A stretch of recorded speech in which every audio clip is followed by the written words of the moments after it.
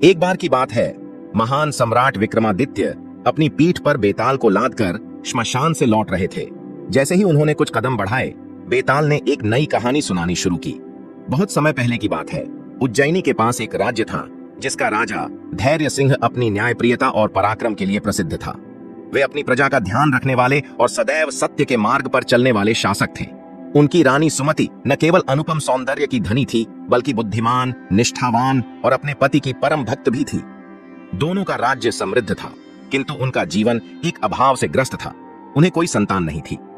एक दिन राजा और रानी एक तपस्वी साधु के दर्शन करने वन में गए। साधु ने उन्हें आशीर्वाद दिया और कहा, राजा, तुम्हारी परीक्षा की घड़ी आने वाली है। यह परीक्षा तुम्हारे प्रेम, विश्वास और धैर्य की कसौटी होगी। यदि तुम और रानी सच्चाई और निष्ठा से इसका सामना करोगे तो तुम्हें एक वीर पुत्र की प्राप्ति होगी। राजा और रानी ने साधु की बातों को मन में रखा और अपने महल लौट आए। राज्य में षड्यंत्र और राजा की असमंजस। कुछ वर्षों बाद पड़ोसी राज्य के क्रूर और महत्वाकांक्षी राजा महादेवराज ने धैर्य सिंह के समृद्ध और शक्तिशाली राज्य पर अधिकार करने की योजना बनाई। महादेवराज स्वभाव से ही कपटी और छल कपट में निपुण था।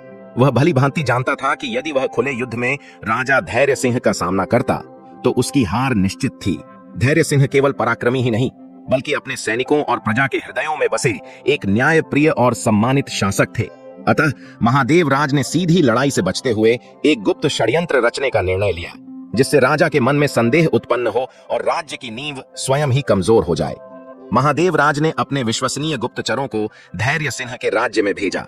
इन गुप्तचरों ने धीरे धीरे राज्य में यह अफवाह फैलाना शुरू कर दी कि रानी सुमति का किसी अन्य पुरुष के साथ प्रेम संबंध है।